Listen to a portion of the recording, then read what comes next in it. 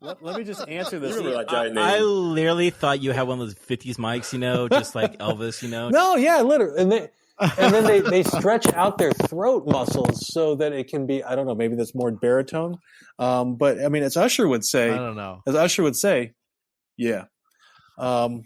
Put your condom sock on, though. Put your condom sock on because it's I know. I got Tell me you didn't just take it off your foot. That's so funny. I literally thought like I've never heard of that Usher song before in my life. Put that condom sock on. Like, what the fuck is that? I'm like, that's the microphone talk. It's microphone talk. It's like I never heard that fucking song. What else would you call it? It's a mic. A microphone prophylactic. It really is. American Pie sock. American Pie sock.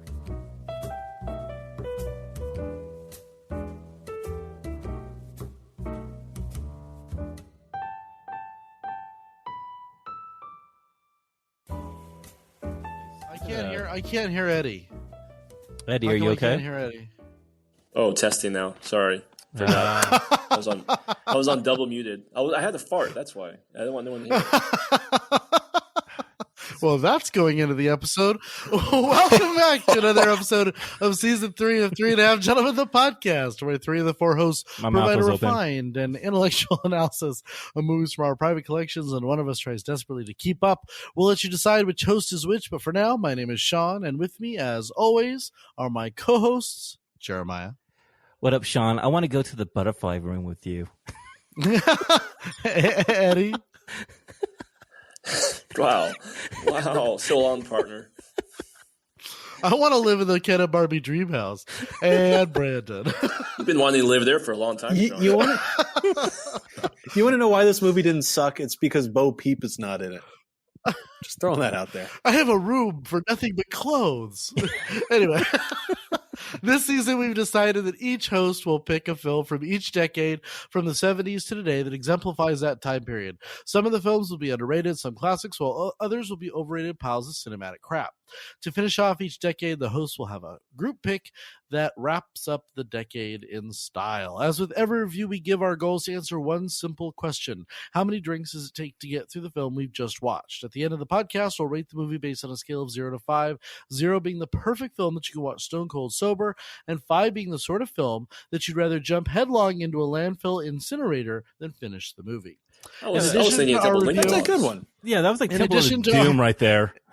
In addition to our review, we always pair our selection with a cocktail that we hope will enhance the viewing experience.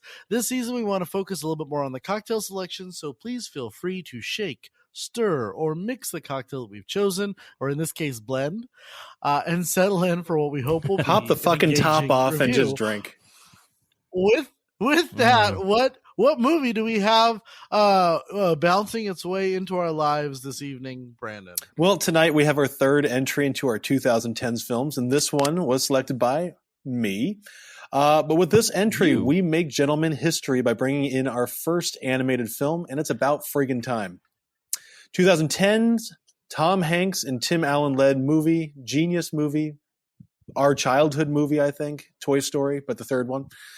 In this, the third entry of the Toy Story franchise, the crew is mistakenly delivered to a daycare center instead of the attic shortly before Andy leaves for college.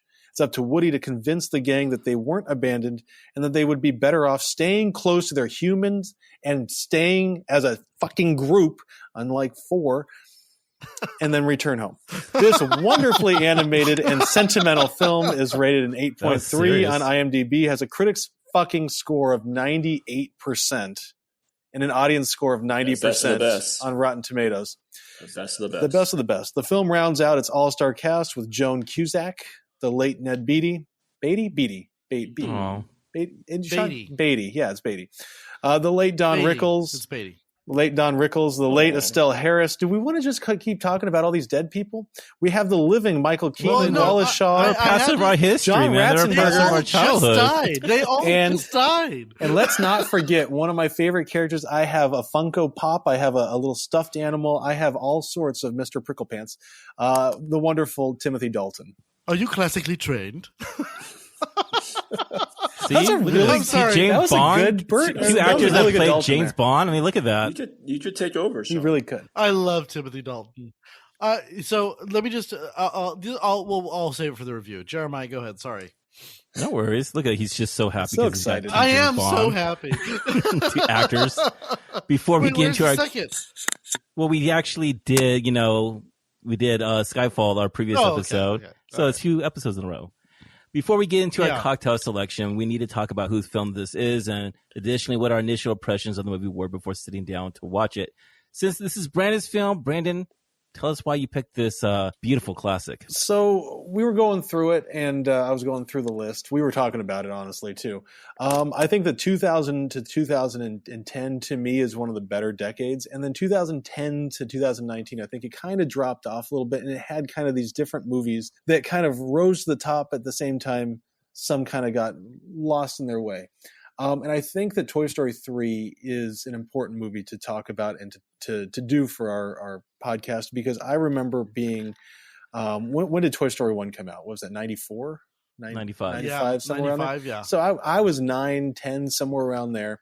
And I remember watching this movie that didn't look like anything I'd ever seen before. And I was in the theater, and it was adults and it was kids, and it was kids with adults and adults that didn't have kids, and everybody was just fucking enjoying this movie. And I think that, number one, the Toy Story franchise, it cemented Pixar as a game changer. But then Toy Story 3 came along, 20 some years later, and basically rocked the boat again. And it said, no longer are Disney movies, our Pixar movies, meant to be just enjoyed as kids or in family structures, right? That this is a movie that adults can enjoy. And so I remember sitting down, it was at the El Capitan Theater in Hollywood, and seeing Toy Story 3. Wow. And it was the first time I saw it. It was opening weekend. And I remember just thinking, holy shit, this movie changes animation. So I'm going to save my excitement, but also my frustration for the podcast as well. Jeremiah, what do you think? I remember seeing this movie, and Eddie, did I see this movie with you in the theaters? We might have. I mean, it was 2010. Yeah, I remember. There's a good chance. There's a good chance that we saw I don't this think movie I saw together. this movie with Selena, so that's not the movie you take when you're first dating. I mean, this is exactly the first movie you take on your first we date. both realized we loved it, and we're like, why did you watch it? I took Amanda to Stop Loss. That was a shitty movie to take her to. I you guys want to Shocker, Brandon picks a bad movie to go see. She wanted to see it. Channing Tatum was Loss. Fucking Stop Loss. You pulled that one from the fucking From the pile of heap. It had Channing Tatum. I remember this. It's better than Never Back Down. So I remember seeing this in the theaters, and I remember thinking, this is a fucking G-rated movie. This is fucking scary some of the times and whatnot, dark, dude. man. It was Dark so too. dark. But literally, we watched the movie. It was amazing. It was wow, it was on another level with Pixar. And the ending, I mean, you're seeing two people just crying their eyes out, just emotional and just I love you, man, that type of shit and everything. And then we watched it, for our podcast, and I was literally kind of doing the same thing at the end of this fucking movie. So I think honestly, it's one of those classic Pixar films, and I'm so glad that we get to talk about it. So Eddie, what do you think, yo? I was so excited that we picked this movie as our first animation movie. Like how Toy Story 1 came out, it was ahead of its time, and Toy Story 3 did nothing less but also put this movie way ahead of how this future of animated movies are going towards. They make it a little bit more dark, a little bit more adult friendly. There's this clear line of, this was a great movie to watch with your kids, and also just with your significant other, just on the couch. That's what we did today. We watched the movie, right after school. It was a family movie afternoon, and at the end of the movie, Selena and I were just crying, and the little Noah, our son, was crying. So it was just like, okay. Jacob was passed out, so it was good. I was excited. I was excited. Yeah, but it was almost like, and then now seeing the little girl, I don't want to ruin the movie, but Andy pass over the toys to the little girl, Bonnie. That was just I saw so much of both sides of that, like having a little girl now in the picture, and it was just different. I liked it a lot. It was awesome. Hell yeah. Sean. So the first time I saw this movie, I probably only seen this movie 3 times, including today when I watched it for the podcast. But this year, right? Yeah, no. The first time I watched it, I was actually in San Francisco. So I was there with Brett, and he was running his marathon, and me and his then girlfriend, now wife, and her brother, we all drove to San Francisco to watch him run the San Francisco Marathon. And the day before, we were like, okay, what can we do that takes 0 energy? And he was like, let's go watch Toy Story 3. And we were all just dirty crying in the theater with a bunch of children. That's funny. Brandon knows that when I cry in a theater, it is the most disgusting, horrible experience. It is like snot coming out and shit. Incredibly loud. And it is extremely close.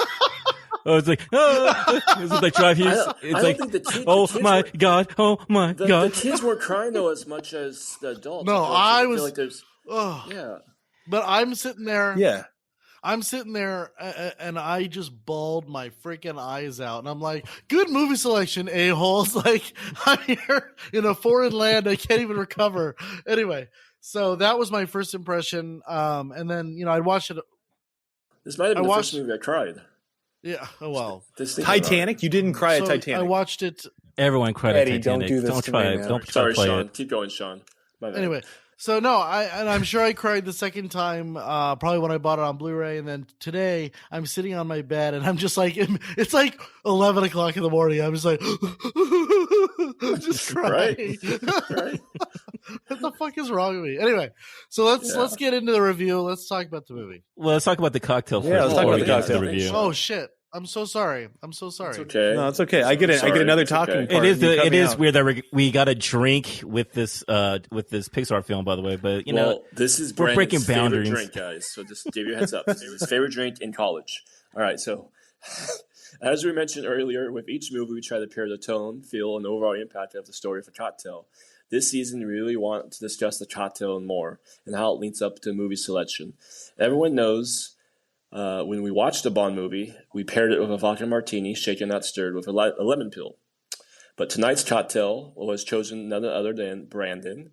So tonight, he's going to take us to the cocktail, one of his favorites. It was my favorite in college. It's still a go-to, damn straight go-to.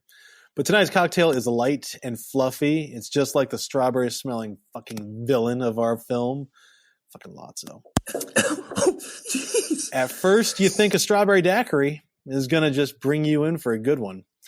But before you know it, you're stuck face down in a sandbox with a few suspicious Lincoln Logs. Sean, I really like that, man. That's really good. That kind of happens. That comes full circle right there. You're I read the script beforehand, too. God damn. To make a strawberry daiquiri, all you need to do is go to the store, find a bottle of good old reliable Bartles and James strawberry daiquiri, blend it on ice, or enjoy. Or what you can do is just literally clip the top off and then just chug the shit out of it. And if you get about 3 in, you're going to be gone for the night. For a complete recipe, we should just find a store listing of where you can buy this. Go to our website at thegentlemanpodcast.com or on Instagram at the.gentlemanpodcast at the.gentlemanpodcast, because as we all know, the dot means a lot. The dot means a lot. I love that so much. Full disclosure, we're not supported or promoting Bartles and James. No, I actually have upgraded to. However, I've upgraded to Seagram's. No, wait, look at this. I'm wearing a shirt now. Look at this. I just got sponsored. I have upgraded to. Sean, you hear that? I've upgraded to Seagram's, so I'm a little bit more adulty now. Whoever's listening, first come, first serve. Let me just tell you, Jamaican Me Crazy is amazing. Crazy, dude. You're too much. Oh, Brandon. Brandon. Oh, Brandon. Okay, so let's talk about the movie. Let's start. I think it's important for our generation watching this movie. Toy Story was kind of the first, in my opinion, first adult. Like when I was actually not Princess Disney, like first adult non-gender female Disney movie that I remember, because I remember like loving Toy Story, like as a like I wanted to play with the toys, wanted to play with like wondered if my toys woke up in the middle of the night. Cool. Like, okay, wait, stop that. Did all of us so cool? Did all of us try to sneak a peek in at our toys just to make sure that they weren't up to shit? Just catch them. Everybody does that. Time out. I'm letting you guys know that you wake up. You go to sleep, you put your toy somewhere, and you wake up, that toy was always somewhere else. I kid you not. Well, you know what? Eddie would go and play with it. Jeremiah and my mom, she told us she purposely at nighttime, she would set up our men to look at us. Which is fucking crazy and she creepy. thought it was creepy sometimes, hilarious and funny. She would set the army men like they're troops walking away outside the door. She would randomly just do it when she was bored. Like on the way to pull bed. shit like that all the time. That's why, like, seriously, like I sleep with one eye open all the time now because of that shit. She's like, who put the toys there? And like, are you kidding right now? Like, I don't know if you're serious. I mean, I was mind fuck of a thing. No, right but there, I want to just jump off, Sean, what you were saying, but then Eddie, kind of what you were saying too in the first impressions, is that Eddie, you mentioned how your kids didn't necessarily have the same emotional connection. Mine didn't either, and I think that's kind of the same across the board, is because these kids are coming to this not knowing what Toy Story meant to us, but also just kind of in the bigger picture, right? I don't think it's just the fact that they're younger; it's the fact that they didn't grow up with this. Well, you lived there for 30 years. Well, you haven't done that, but at the same time, no. But like I was saying earlier, is when I saw Toy Story, I think we're all in the same boat here. We knew that we were seeing something completely different. Right? That it didn't feel the same. It felt so different and new and exciting. I mean, everything is computer generated. You felt like you're Andy. Yeah, but it's almost like you felt like Andy. Yeah, every animated movie now is computer generated. Like I miss the days of old hand drawn animation. Right, hand drawn. Name a movie that you've seen in the last that's come out recently that's hand drawn. It's not there, and it's sad. I think Princess and the Frog was probably the last Disney movie that was hand drawn. Probably is. What was the Fox movie with George Clooney? No, that was stop motion. Fantastic Mr. Fox. Mr. Fox. Yeah, but which was fantastic. It was. It was a great movie, but I'm with you, Brad. This, to me, we lived through kind of, everyone says when they saw Indiana Jones and Star Wars for the first time, it changed how they viewed movies. For me, this, for our generation, it was animation changed dramatically during our lifetime. We even had such great changes like Little Mermaid when we were really little to Beauty and the Beast was just a huge leap forward, and then all of a sudden you had Toy Story, which was even more significant. Yeah, well, I remember when Tarzan came out. Movies. Remember Tarzan? Like everybody was talking raving about the animation then. But Shrek, like those DreamWorks, there was just such Shrek revolutionary was a game changer, animation during that period of time. So just visually, and I got, I watched all three because, why not? So the difference between Toy Story 1 and Toy Story 3, by the way, from an animation standpoint, tremendously different. Like Mr. Potato Head has such texture, and Toy Story 3 is one of the greatest animated movies I've ever seen in my life. Like that shit is on point. I agree with you 100%. Like the opening sequence is probably one of the best animation. Simple as that, dude. It is like the greatest animation sequence. It is so big and so just perfect and everything. It's so bright. It comes off the screen. I mean, seriously, like it set the bar so high for the next decade to what they have to compete, and it still holds up. I think that's the big thing is it holds up. Cinematographically, got it in. It revolutionized. It pushed what could be done, and then you see movies like Coco with the color scheme that they used in Coco, and one of my favorite movies that come out now. And I think I know the world shares my opinion for the most part is Encanto. Encanto, it's not Pixar, but it's taken from Pixar, and it's used the foundations that Toy Story created and kind of put on the pavement. All these movies have just did the director actually did Coco. Didn't the director actually did Coco as well? Mm-hmm. So I mean, it's Lee Unkrich, but. So it's Lee Unkrich, okay. Who co-directed a lot of the other ones, and this was his first standalone movie. And by the way, I mean I like Toy Story 2. I think Toy Story 2 is kind of like the black sheep of the family that gets forgotten. It was a good movie. Toy Story 2 was good. It was secretly good. At first, I didn't like how I always thought about this before the movie, and I always thought in the past, like, I don't like how it jumped so far from Toy Story 2 to Toy Story 3. Like, I felt like there could have been another movie in between of Andy somewhere in his right before teens a little bit. Like in high school? Yeah, a little bit. Like, every so often he secretly still plays with the toys and just, like, it was this little dork, but, like, still, like, trying to grow up and have his first girlfriend almost. Like, it would have been cool to see something like that and have, like, I feel like there's a movie I can sneak in there still, but after seeing this movie today, it was like you almost grew up with the toys, and it's like you saw yourself so much with just in the whole franchise of Toy Story, and then Toy Story 4, like I agree with Brandon, just killed and dropped the big goose egg on everyone, and just hated it. I hated it. Yes, yeah. But think about this, Eddie, too, and I agree with your analysis. But think about this. We were in 2008. We were finishing college. 2009, finishing college, right in there. I was 2009. I don't know about you, bro. 2009. Okay, whatever. What I'm saying is that this movie came out in 2010. So the generation that had watched it as a little kid was right at the same age, a little older than Andy, but not much older than Andy. So I wonder if it was. They were playing for the fans, not for the story. Well, the best part is the voice of Andy. I don't know, maybe is the same guy. It's the same kid that was Andy in the small ones. Which is pretty amazing. So they're aging with him. It's kind of like Boyhood, but just done better. So was the Sid guy. Eric Von Detten. Yeah, did you notice that Sid was in this movie? It's pretty crazy. He was man. the trash. He was guy. the trash man, the trash guy, dude. So one of the things that I absolutely thought that this movie did brilliantly, beyond the setup, the original kind of animation,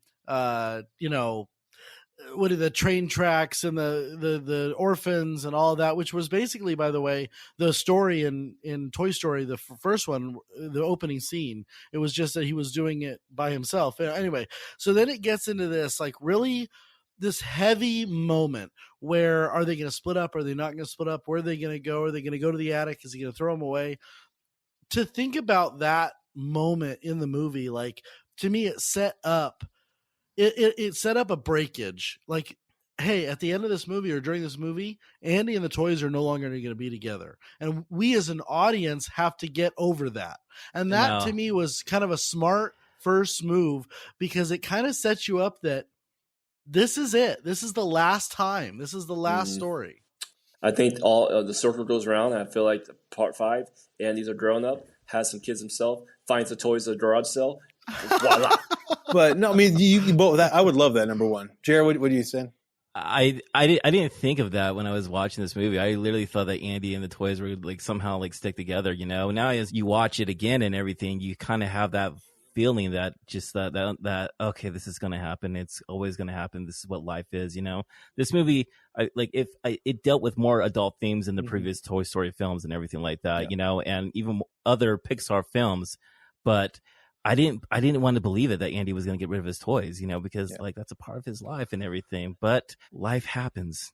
Well, I think that's the most important theme of the movie is moving on. Is it just because you've enjoyed these moments, they've enjoyed 20 years of moments. It's time you got to move on to a different phase. You got to find a different life, and it's painful and hard, but you got to move on. And that to me is so powerful, and why the movie just is so good. Yeah, but also staying with your friends. Yeah, and staying that's together. That's it. Yeah. And I'm going to eventually go into my rant against 4 because there's so much in 3 that just completely contradicts 4 in here. You can't. Well, I'm going to talk to you about it. Just let you guys know, I have not seen 4. Okay, Jared. Oh my God!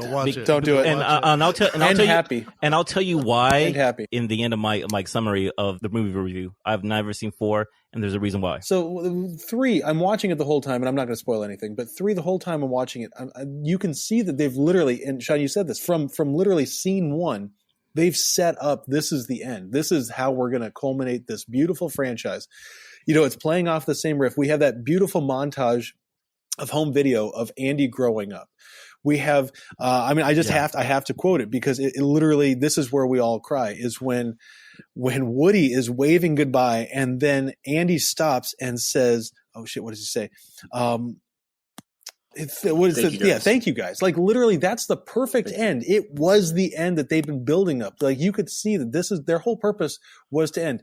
And for me, I looked at it and I said, my notes say the entire purpose of this movie is the realization of the importance of them staying together. And that, and Jeremiah, you said that, and that to me, without spoiling it, is why 4 literally destroyed it. So I'm going to just go ahead and ask real quick. When we rate this film, because I'm struggling with rating this on how many drinks it took, because are we rating this film as far as the film's quality or my experience watching this again 2 days ago? Well, dude, it has to be a bit of both. I gotta bring 4 in. You can't. I gotta. No, you gotta leave it out because 4.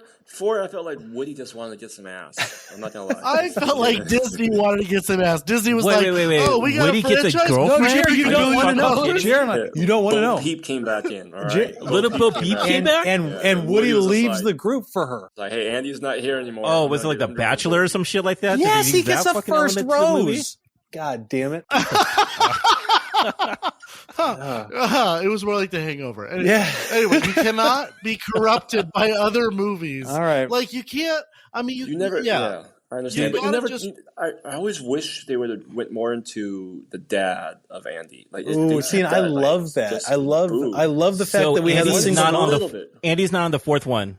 Andy's not the fourth one. Andy's not in the fourth one. He is not in the fourth one. No. Are you fucking serious? It's Bonnie. Bonnie is. They're Bonnie's toys. She does a bad job. Of fucking Forky. Let's move on from 4. Forky. Move on from 4. All right. Well, okay. Let's talk a little bit about when they get to the sun. What is it? Sunnyside. No, Sunnyside. Sunnyside. Sunny in Philadelphia. Daycare. Okay, so they get to Sunnyside Daycare, and it's like my favorite part is like, oh my god, everyone loves it here. It's wonderful.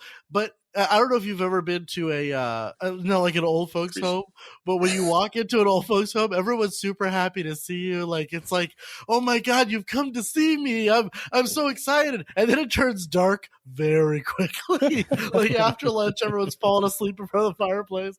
It's a complete. You pretty much all the old people. Yeah, it turns very. And I'm watching this movie going, oh fuck, it's gonna turn hard. Like it's. The windows are gonna lock, the doors are gonna lock, and it's gonna be a shit show. I literally had a different vibe to this movie because, like, I didn't like sharing my toys when I was little. Like, I hated fucking other kids. Your brother also.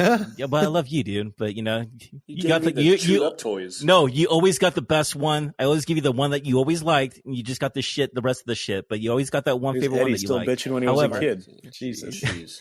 But I hated when other kids would just come in and like grab your shit and take your shit and throw them around, hands all sticky, all gross and everything like that. Yes, and just seeing that on Toy Story 3, I'm just like, oh, fuck that, yo. Those fucking kids are dirty. What the hell, yo? Yeah. I was never a toy person, so this didn't really resonate for me. Don't tell me that you had an encyclopedia or some shit like that. He was at that. No, I wasn't a toy person. He had beverage rocks or whatever, right? Sean had collections. Yeah. I feel like Sean had collections, like a pet rock models or something. He did have a pet rock. You had models, huh? He did. Jesus. I did have Lincoln Logs. I had Lincoln Logs. Mr. Potato Head. No, I never had a Mr. Oh, everybody had a went into like erector sets. I liked all that kind of stuff. But I was not like a toy person. That was just not my thing. Man, I love. You didn't have Kens? No. I had a whole bunch of Army men. I don't count that as this guy. Army men. They like Daniel had a GI Joes. Yeah. No, big ones too, though. Yeah, the G.I. Joes. And then I realized, G.I. Joes were like the, had like the freaking, like the 9 G.I. Joe brand, yeah. Yeah, but then I realized. No, but he wasn't talking like the Barbie small collection. I was like, I don't know about this anymore. Like, I don't really play with them as much. That's when you got into Ninja Turtles. Oh, Ninja Turtles. See, I was really into the Power Rangers and like the Ninja Turtles. Like I was into the shows and going out in the backyard and like playing in the backyard, not with like toys. I had a Ghostbusters. What was your toy like Ecto? You guys remember that? and it was amazing. Yeah, yeah. Jeremiah had every Star Wars figure in the world. His bedroom was the Death Star of everything. Like, but I never got the Death Star. I never got it. This is going to go to my question. What was your favorite toy growing up? Your favorite fucking toy that you took that toy everywhere? I remember I had a Batman. It was from the Michael Keaton Batman movie, and I remember it was a Batman toy, and I remember I was probably 4 or 5. No, I was probably a little bit 5 or 6, and that guy came with me everywhere. For me, I think I was a big favorite toy is hard to pick. I had, but I know I went through a big Micro Machine phase. Oh, yeah, and Legos and Micro Machines, and I just feel like still to this day, my kids have my Micro Machines on top of their Micro Machines. It's kind of fun. You guys remember Monsters in My Pocket? You guys remember that? That was a cheap ass Nintendo game. I remember Creepy Crawlers. Creepy Crawlers, yeah. Oh, I had Creepy Crawlers. Yeah, I had Creepy Crawlers. And you ate it. And, yeah. Oh man, I got you right there, Sean. You could make your own. You could put them in a little machine. Yeah, I remember that shit. Yeah, Did anyone feel a little sad though when so Woody left the Friends right before all hell went down, right? And you saw like Woody was like, "Okay, Buzz, let's go," and like Buzz was like, that was kind of a little first like the friendship of like, "Hey, buddy, I have to stay here." It was a little like, ooh, like that hit me a little bit differently. Just all the time now, but especially now, and then like Woody's like Buzz goes for a handshake, and Woody just like tips his hat and just walks away, and that was like it was super sad. It was so sad. But see, here's the thing: really what would have happened if Woody wasn't taken to college? Like if he was cast out in the bag with the rest of them, would he have gone back to Woody or gone back to Andy? I don't think so. Right? What do you think? No, he wouldn't. I mean, not according to the end of the movie. I mean, no, not according to the end of the movie. He wouldn't. He would stay with the people. But this was the second time that you kind of had that theme of separation, of moving on, right? So you like Woody made sure all of his friends were okay, and then he was, and then he was gonna be like, okay. You're gonna be okay. You know, I'm gonna go, and then he goes to Bonnie's, and he kind of gets that taste of what it could be. And I'm sorry that the scenes at Bonnie's with that tea party and that whole thing that's going on at that house, I was laughing the entire time. Like, just blend in, you'll be okay. It was a lot of improvisation. We're either in Paris or we're in New Jersey. Are you a professional? You're so natural. Are you classically trained? Yeah. Oh god, that's so funny. But I like how like the school all become like it felt like Shawshank for some reason. Like all of a sudden it was like. It did. Like, what the fuck? I don't remember this vibe in this movie when I first saw it. You have like the big baby. Oh, the baby was creepy as hell. Everywhere. Yeah, but I mean, and I mean, Toy Story and the writers of Toy Story, I mean, they don't stray too far from the apple tree, because ultimately the villain in 2 is the same exact villain as in 3. Right, you've got the prospector. You got the prospector who you think is at the beginning you think he's a good guy, and then it's like the Scooby Doo basically. Is you got the good guy who turns out to be the bad guy. Lotso's the same way. What I love though about Lotso is that he has a purpose for being so bitter, and I think that's a really. That's a really ballsy thing for Pixar and Disney to do, is to give a backstory so that we can all relate to it. Yeah, we all relate to that, dude. Yes. Yeah, being forgotten and just... No, it was like being forgotten, but this movie showed a lot about the toys. You almost felt bad for like some of your toys. Like, shit, man, I should not throw away toys like that. Maybe I should give it to a good family home or something, not just like to stow away in the trash can or like a garage sale. Like, it made you feel like some of these toys... there's emotional connections to these, and you never really paid attention to it until this movie kind of brought a good picture. This part 3 really showed you the life of a toy, and it was just like, God, like this is really kind of interesting, and how they can be replaced like that. And just you imagine, like, if there is a life of a toy, like, and how they might feel, like just being forgotten, and it beyond the toy, it kind of tells you about your connections with people, and it just gets you real sad with like you could instantly be forgotten and somebody could replace you without knowing it. It brought different emotions there. That was super sad. I think we can all relate to that. I mean, that's what was so crazy about watching this villain on screen, was just like he's the forgotten one. He feels like he's betrayed. He feels empty. Replaced. Replaced, and it's just like, and it's so weird because usually like a villain usually has like some type of like an arc, like, oh, okay, this is where he realizes this or he falls or something like that. he doesn't have this one, you know?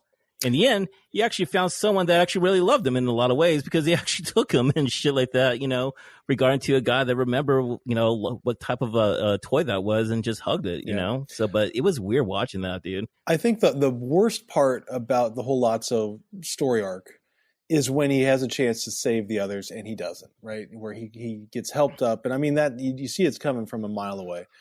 But at the same time, I love that. True villain. That's what it is. He shows himself as being just beyond repair. Okay, so here's why I don't agree with you, Brandon, because that I was expecting him to push the button and them to figure out a way out and all of this. Then that it subverted my expectations because it didn't happen as I expected it to. And they continued down. And I'm like, okay, well, I'm going in my head. I'm like, there's no one left to save them. There's no one left. Like, and that scene where they're like, this is how this movie is going to end. When they're holding hands, that's intense as hell. And this shit is going to end. Yeah. Like, and how was it going to very dark. And I'm like, this is how it's going to end. This is how they're going to go out. Terminator 2 or something like that. It's like, shit. And then all of a sudden you're brought back. Yeah. I'm like, they're just going to go. And all of a sudden you're brought back all the way to Toy Story 1 to the pizza port with the claw, with the aliens. And it's like, what a perfect way to redeem all these characters, to grab them up and to bring them out. Like, oh God, whoever wrote this movie, I bet was crying as they're like writing these. They're going down to the incinerator. They all joined hands, and all hope is lost. And then all of a sudden, Woody's the last one to actually realize everyone else is holding hands, and Woody's the last one to actually realize, hey, come on, partner, we're going down. Like, let's go down together. Dude, but that was so dope, dude. I mean, come on. He was like the guy. He was the last one to close his eyes. He knew that was his fate, but he was going to go down like, you know, Mordor and shit, you know, that he was going to fucking just go down. little Smeagol. The music, though, also, that little music, too, I don't know if it's like the soundtrack or the... Yeah. Was it just the the score, background music? The score, yeah. I was trying to think of the word. The score was really good in this movie. Like, in certain parts, it just definitely hit you. Like, oh wow, like good little background music here. Yeah. So when the claw comes down and it picks them up, I swear I heard E.T. I swear I heard E.T. when they're flying on the planes. I was like, yes. So, but I cried. Like, I mean, ugly cry. They're in the incinerator. I'm ugly crying. I'm like, okay, they're out. You know, they're gonna go into the attic. Everything's gonna be fine. And then the movie turns again, and it punches you in a way that you don't expect, because two times got them going. You know, it punches you, and then you've got that last play, like that last introduction of all the characters when Andy is sitting on the lawn. Oh, that was Bonnie. beautiful. Yeah. And I cannot, like, once again, I cannot tell you as a child who watched these characters be born on screen, then come and be reintroduced and in their purest forms. You know, Mr. and Mrs. Potato Head are madly in love. Rex, you know Wallace Shawn's voice. He is the most... Yeah, he is the most dangerous dinosaur ever. Ham is the evil Mr. Porkchop. You have I love that. Yeah, I never knew that as a kid until like, oh my god. But when he reaches in, when he looks in and he sees that Woody's in there, right? And he goes like, "How'd you get in here?"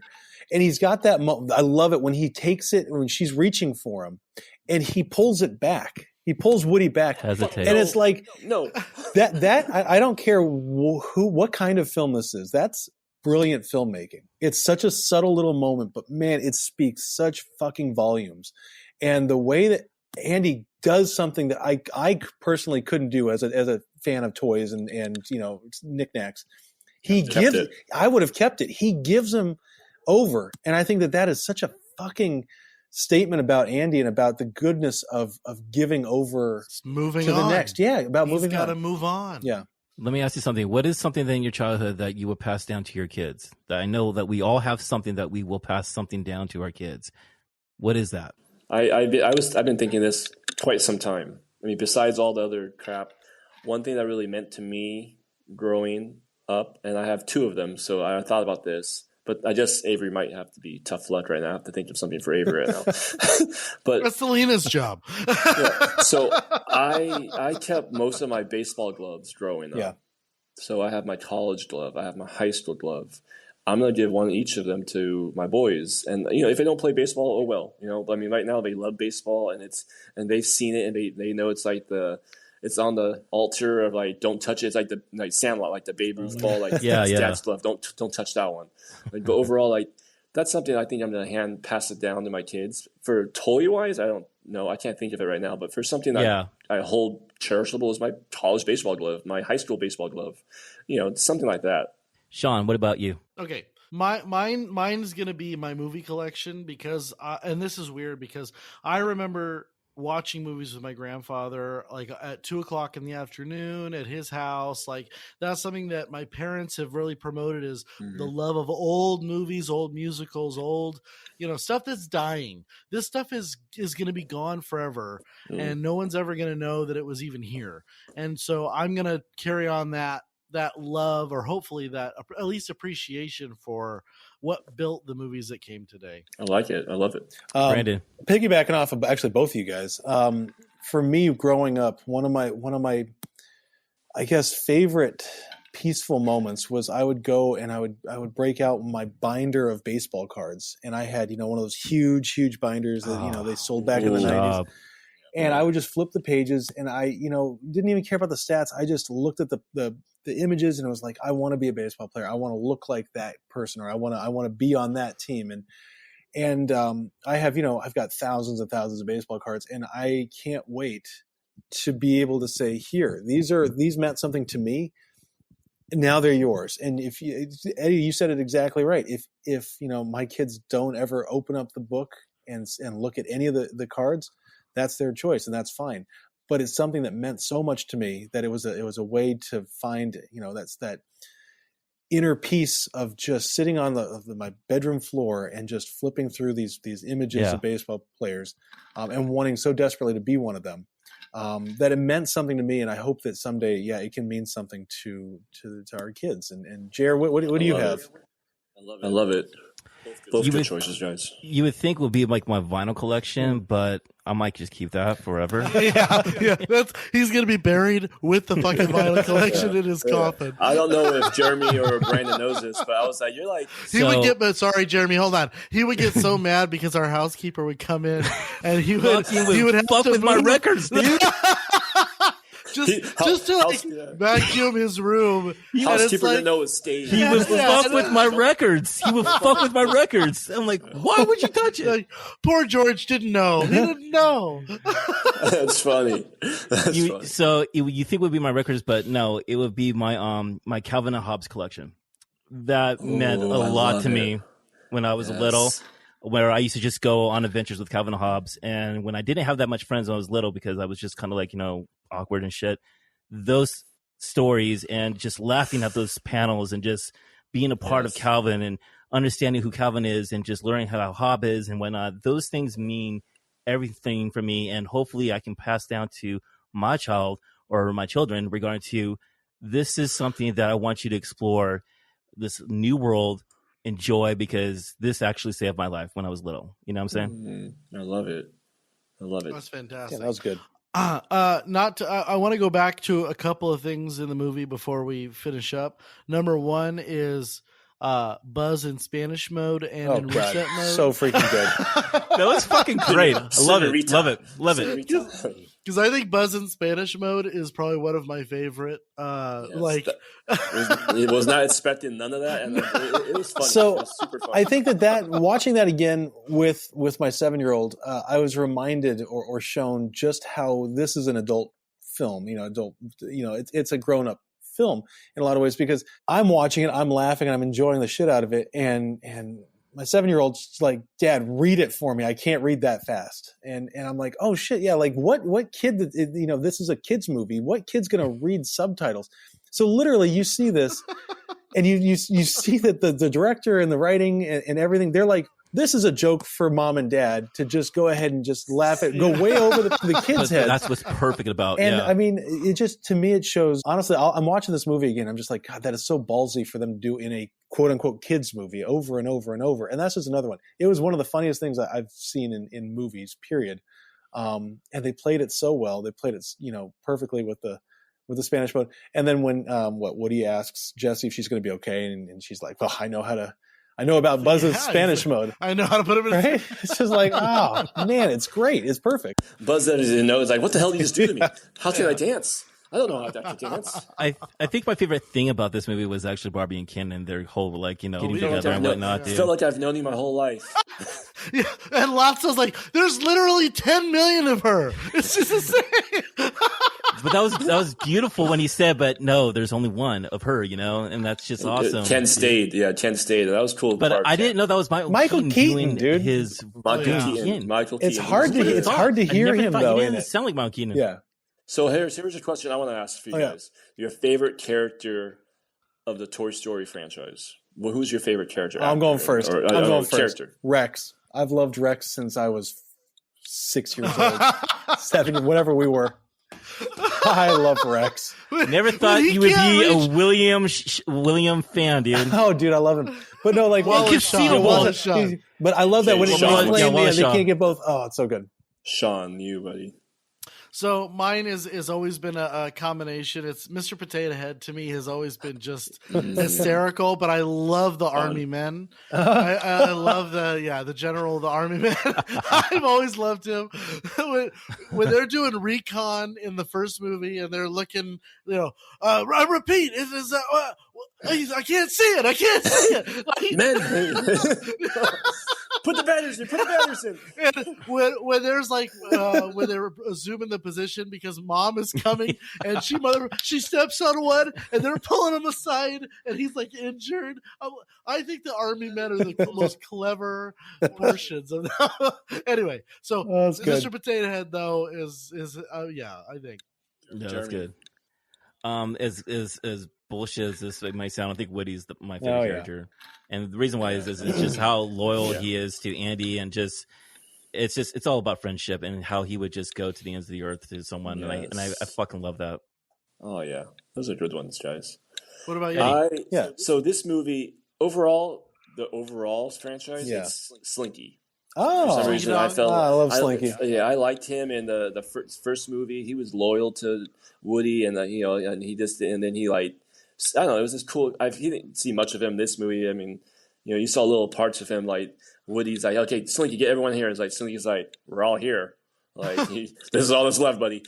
And then, this movie, I really, really, really liked Ham because he was just funny, dibs on the Corvette when Barbie gets, or he's like, I'm gonna check how much would go on eBay right now. Hold on, he was just funny. He grew up with me, and I don't know why.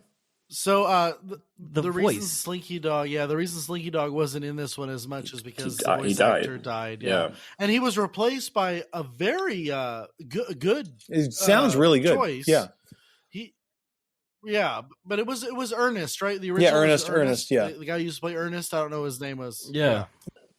This one was Blake Clark. Yeah, my frustration is anytime I ever had a Slinky growing up, it lasted about 3 minutes before it got stretched out straight. It would get stretched out. And I'm watching these little kids pull him. I'm like, that's bullshit. He would be literally tangled too. That scene where Slinky Dog has the entire cast tangled in his body. Well, it's like in the first movie, right? He's literally holding on to the little RC car and the moving van, and there's no way. I know we're watching a movie about toys that come alive and talk, but at the same time, no. I gotcha. So that brings us to the end of review. Now it's time in the podcast where each of the hosts provides a score on the following scale. Eddie, oh dude, he's a beast. Are you okay there? Are you full moon? I'm Batman. Can you provide a scale, brother? Now you guys are fans. Yeah. 0, the perfect movie. You don't need shit to enjoy it. 1, a feel-good first cocktail. 2, a happy buzz. 3, you're in an Uber or lifting home. 4, a rough morning walk of shame. 5, you blacked out spring break. Shit-faced drunk. Shit-faced spring break drunk. I was, Anyways, he's there. Jeremiah, let's start with you. I haven't started with you in a while. It's Sean. Okay, so this movie to me was the perfect culmination of 20 years of animated film, and it brought my childhood to a close in a beautiful way. It was unexpected.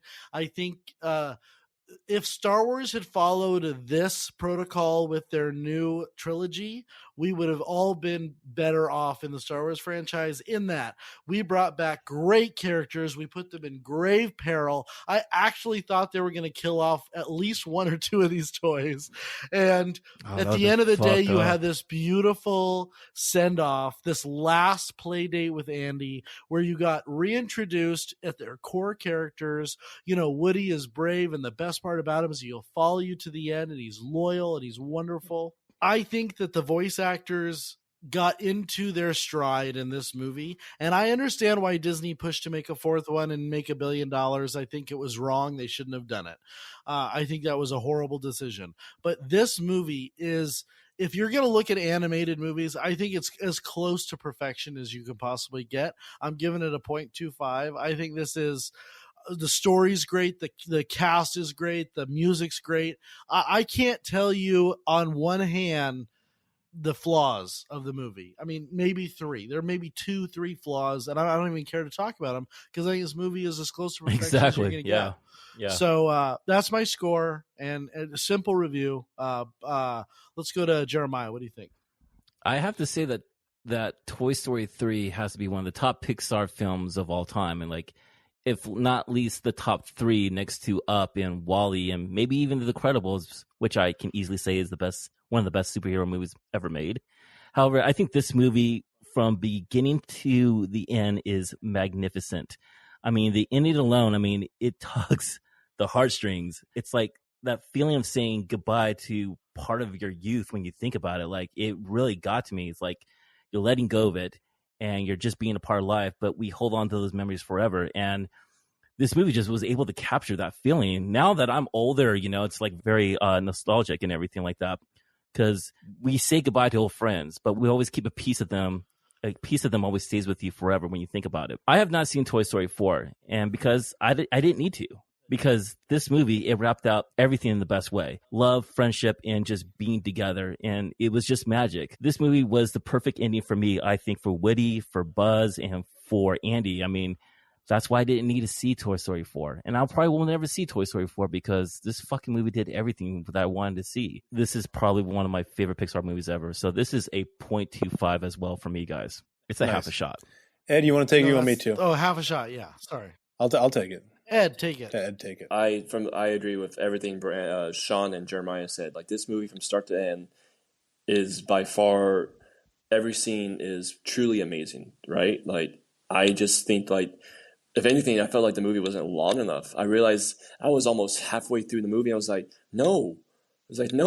I could have, like, just keep it going. Like, and, you know, the kids were enjoying it, and it was just a movie that I was like, don't end. That's probably the only thing. It was like, they wrapped it up too soon.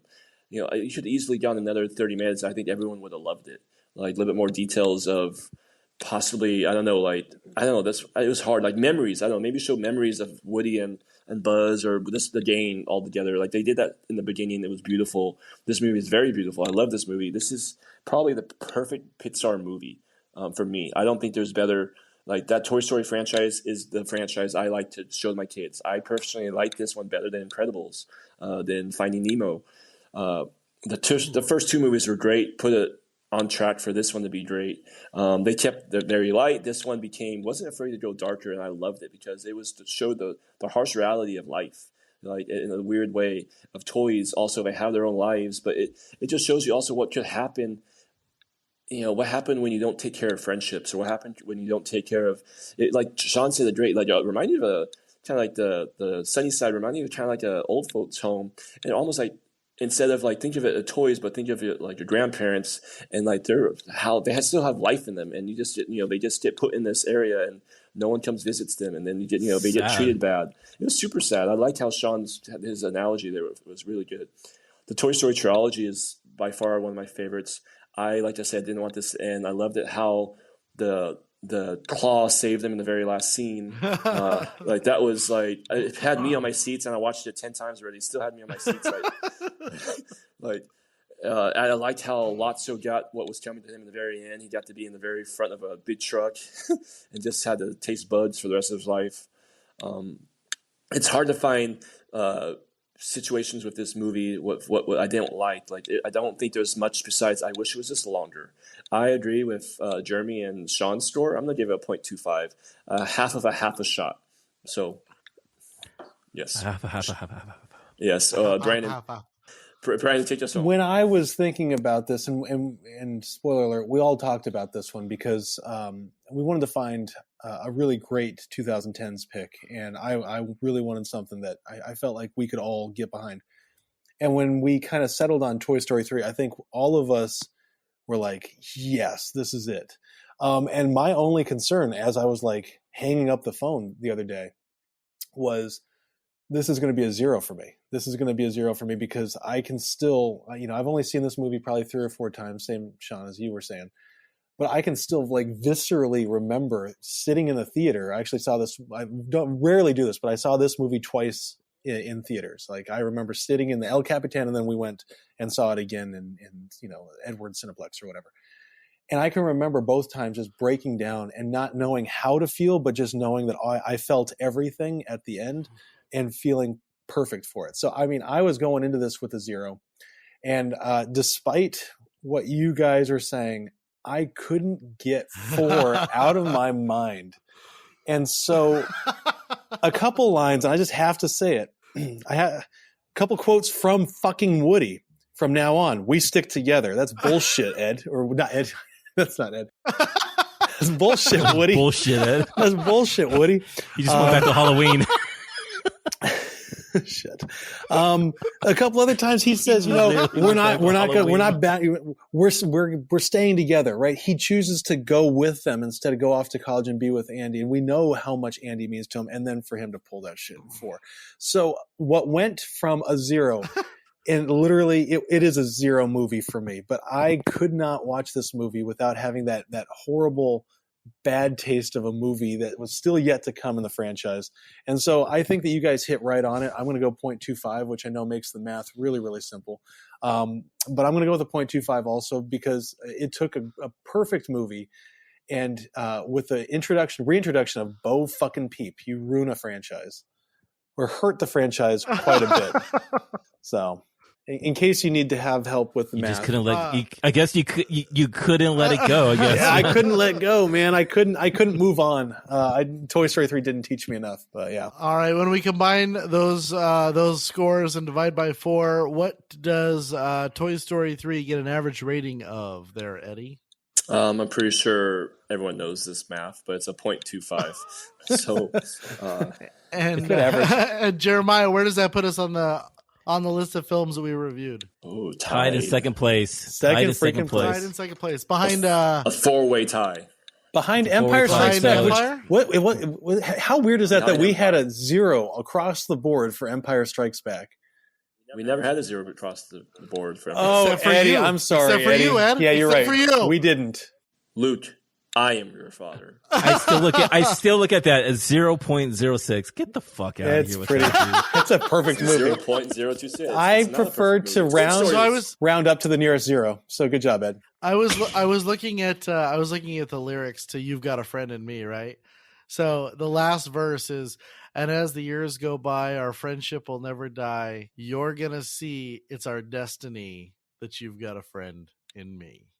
I think that is. I mean, I'm telling you, unless you give it a half for fucking Empire Strikes Back, then your fucking friendship goes. Yeah, I'm telling you though, if Disney is smart, they have an easy story here. Yeah, and it's for sure. Andy when he's a dad, and he has a daughter and a son.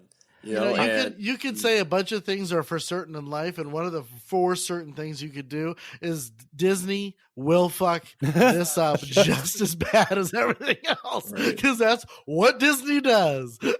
And like They Andy's have on the gem, yeah. and they make it a piece of shit every time.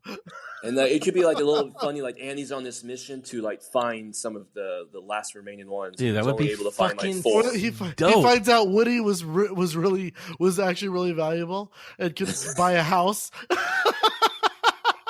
Or needs it to put fuel in his car. I don't know, man. Something like that. I'm just saying this. I'm glad I have not seen Toy Story 4. Fuck. Yeah, don't watch it. Don't do it, dude. Don't do it. Jeremy, what do we got? What do we got coming up next? I think it's our last 2010s pick. Is that Yeah, correct? it's actually my pick, actually. But guess what? The audience, you listening right now, get to choose my film. I have a list of films that's going to be on the Instagram, on our page, and everything like that. You make the selection of what you guys want to actually hear us do. They're good films. Sean may not like one of the film. I only have one. I'm not going to say it. There's only one that I definitely don't want it to be. So I have about 4. Yeah, it's not up to you guys. It's not up to me. To the guests. Oh man. To All right. Well, so What? Jeremiah, You're not a Mad Max fan?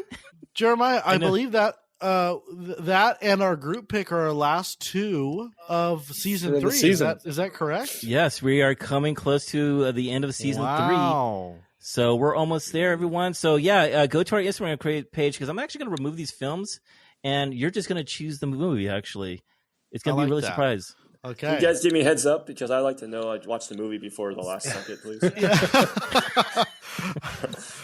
Or watch the movie at all. All right. If you enjoyed our podcast, please subscribe wherever you're listening and give us a 5-star review on iTunes. You can also find us on Instagram at @gentleman podcast.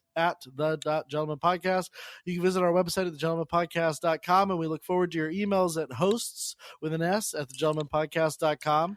I also, by the way, have been contacted by Amazon podcast. They want us to do a little promotion over there, so we're gonna probably start promoting on Amazon, which is exciting.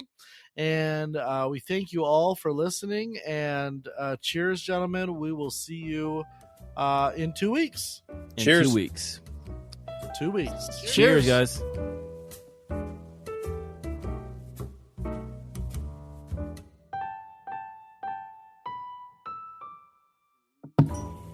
Oh, damn! What was that, man? That was like with Law and Order. Bum bum. Daiquiris. Everyone like their daiquiris? Everyone love their dagger.